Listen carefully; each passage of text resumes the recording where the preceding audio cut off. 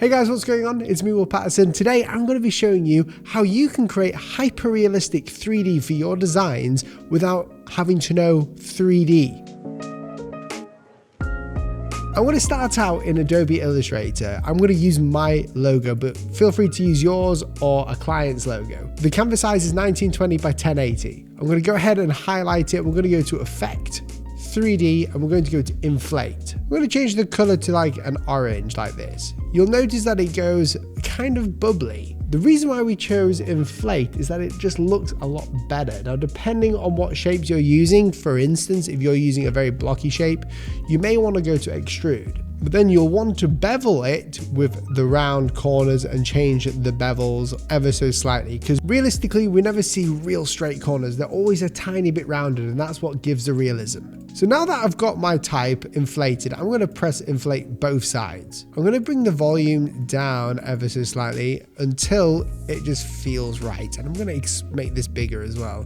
It won't look very good until we hit this preview button up here. This is the real-time preview, and it just gives you kind of a look at what it is. You can see that looks really nice already. It's kind of like a worm. Really bubbly, really friendly. You can see the highlights there. I'm just going to go and float this around a little bit, and I'm going to bring it to the side here because I want to just change the depth ever so slightly. So I'm going to bring it up just so it kind of fits. Right now it feels a bit flat. Then I'm just going to orbit around. Illustrator's 3D tool is really neat because you can essentially create 3D by just pressing a button. Okay, that is essentially it for Adobe Illustrator. What we need to do now is export it as a 3D object, and we're going to bring it into an app that you may have heard of called Adobe Dimension. I'm going to highlight this and we're going to go export 3D object, and over here on the right you'll see the export options. We're going to get rid of USDA and just say object. This is the format that you want. This will give us the 3D file for it to be used in Adobe Dimension. Press export. I'm going to call my folder YouTube video. Press choose. We're going to export this, and it is successfully exported into a material file, which is the kind of texture that you've got, and the object file, which is the 3D object. On Mac, you can actually like pan around this as well. Okay, we are done with Adobe Illustrator, believe it or not. So quit Adobe Illustrator. But then you're going to go into Adobe Dimension. Now this app is really interesting. We're going to press create new. We're going to call this my logo 3D. And we're going to open up, and you'll see that it gives us this canvas. Now this is the 3D space. Adobe Dimension is a bit of a different app to Blender. In reality, what it is a great place to bring in 3D objects to render. You can render out mockups, you can create mockups, you can bring in files, object files that you've created from different apps like Cinema 4D, bring them in, and you can add textures and render them out in an easier interface. We're going to use it for something different. So first of all, we're in here now. So I'm going to go ahead to my file, go to the object file and just drag and drop it in. And we're going to bring this over here. That was pretty easy to just drag and drop in. Dimension runs similarly to all the other Adobe apps. So we can highlight what we want, but we have this 3D axis here that is pretty self-explanatory. We're just going to hold shift and make sure we just bring it to the right. Hold shift, bring it down. We're going to rotate it so it's flat because I like the flat look. And then you're going to just bring it down until it just touches the surface. You see this grid here? That's the surface. Right click is orbiting, middle mouse button is panning, and the scroll wheel is zooming, or the dolly. You can actually use pan as well, and you can move the canvas. You can like go in and out of the canvas. Now you see our canvas here is a bit small. I want it to be 4K. So I'm going to go to the canvas size and go 3840 by 2160. Because that's what I want the canvas size to be. 72 is fine. I'm just going to keep it at 72 for now. Okay, we've got a main logo and our canvas is set. The next thing we need to do is add a floor or a ground plane. Go to this part here, which is basically your objects. Over here, you'll have all your objects. In this one, you have materials, which you can drag and drop. And over here, we have lighting. I'm going to go to objects, and we're going to add a plane just to the ground here.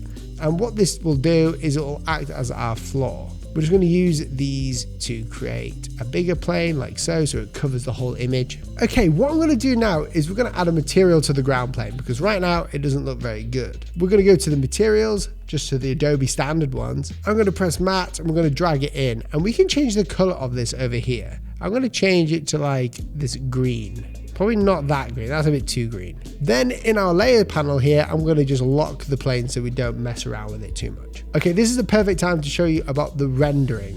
Up here, just like in Adobe Illustrator, we have a quick render preview. If we press this, it will start going all noisy and weird. But what you'll start to see is a really cool 3D render, and you can see the shadows there. Look at that. Even that looks great, and we can actually zoom in and it will start rendering it again, and you'll see it takes a bit of time. This is just a preview of that. But what I want to do is turn that off, and I'm going to create a top-down view for now, because I just want a top-down view of the logo, pan around, and we'll create things afterwards. Now, to keep this top-down view, I'm going to go to the camera button up here, and this is the camera bookmarks. We can press plus and then say top-down. Now, whenever we change our orientation or our zoom, if we go to this camera bookmark section, we can press this and it'll take us back to where we were. So now we don't have to worry too much. We can create different bookmark camera angles for ourselves. Okay, now that we've got that, let's look at lighting really quick. The lighting is different inside of Dimension. We use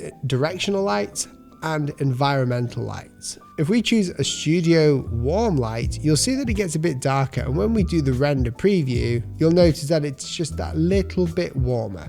Let's zoom in and see what it looks like from a different angle. I don't think it's touching the surface properly. I think we need to get it to touch the surface. But we can change the environmental lights, which is the light around everything. You'll see that it makes everything really, really bright, because right now our environmental light is basically a sun. We're going to take our key light and bring that intensity down. If we click on our light, we can change it around slightly. Now I want to change the textures and maybe the colors of my work here. So I'm going to change the texture of my work here to a plastic.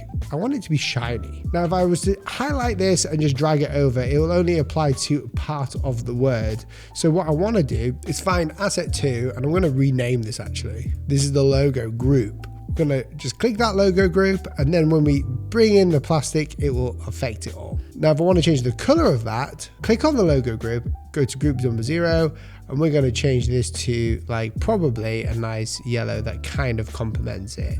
A yellow orange is what I'm looking for. Probably like that. Let's see what that looks like. You can see all the reflections. It looks so cool. The shadows and everything work really nicely. Very bright and clean. You can make it even darker if you want to. Let's see what it looks like with the top down. It doesn't work too well with top down because you can't see all the other stuff. But that's probably because we haven't got any context. So what I'm going to do is we're going to create some background elements to make it look really cool. This is an abstract one that is just default. So click, drag that in.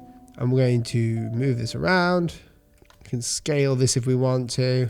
And we're going to choose this to be gold. Now, before I render this out and show you even more helpful tips within this video, I just want to thank the sponsor, Freshbooks. There's a lot to love about being your own boss, but trying to figure out your financials on your own or becoming an overnight accountant isn't one of those things. Luckily, there's Freshbooks, the all-in-one, easy-to-use accounting solution that's built for business owners just like you. Freshbooks is an easy-to-use accounting and invoicing software that makes it simple to send payments and invoices. Plus, it keeps your income and expenses organized so you won't be begging your accountant for help the day before taxes are due. It has everything you need to manage your books, like invoicing, expense and time tracking, automated payments, and reports that tell you just how healthy your business is. And right now, there's a brand new offer just for subscribers of this channel. Head over to freshbooks.com/Will Paterson to get a massive 90% off your FreshBooks subscription, or just click the link below. I know the background is very green. That's one thing I'm going to get rid of straight away. We'll go to that plane and we'll just change that color. Probably a darker, less saturated green. Oh, we can start to see it come to life. Look at that. It's insane. We're going to zoom in and check that out. How cool does that look? It looks so juicy. But we don't have to stop there, and you don't either. What we can actually do is, first of all, I'm going to create a little angle here and bookmark it. We're just going to call it angle, if I can spell. What I'm going to do is I'm going to create some new shapes. I'm just going to create a sphere here. We'll get this scaled down, scale this one up slightly, give them some different positions, and we're going to choose a nice material. I think I'm going to choose this nice brass for both of them. Any other weird shapes we could use? I think I'm happy with that right now. So let's look at top down, maybe move this slightly to the right. And let's preview this. Now the preview will look always a bit grainy at first because it's the way that it's just doing a live preview for you, and it won't be in the best quality, so don't worry too much about it. The whole point of this preview is to get an idea of what the sort of like reflections look like and what it could look like towards the end. But imagine doing this in 10, 15, even an hour for your client, just to show them a preview of the design. Okay, let's say that I'm happy with this design. What do we do from now? Well, the first thing you want to do is go to the angle that you want to shoot from. So we're going to go to the top down angle. I'm going to turn preview off and we're going to go to render. This is where things become really easy and you can just sit back and relax. Go over to the file name. We're going to call this Our Logo 3D. We can choose our quality. I'm going to choose high. I'm going to choose PNG instead of PSD, and we're going to choose a new place for this. I'm going to choose it there. And we're going to press render. What's going to happen is going to take a while. Even on my computer, it's going to take a little bit of time to render out. But this is the end result. This is one of the ones that I've just done, and it was a breeze. You can do this for different angles as well of the design, giving people new perspectives of your work. If you like this video, then press subscribe. Thank you so much for watching all the way to the end. If you did, say lemon so I know, and I'll thank you in the comments. Check this video out here if you want to learn some new hacks. Check it.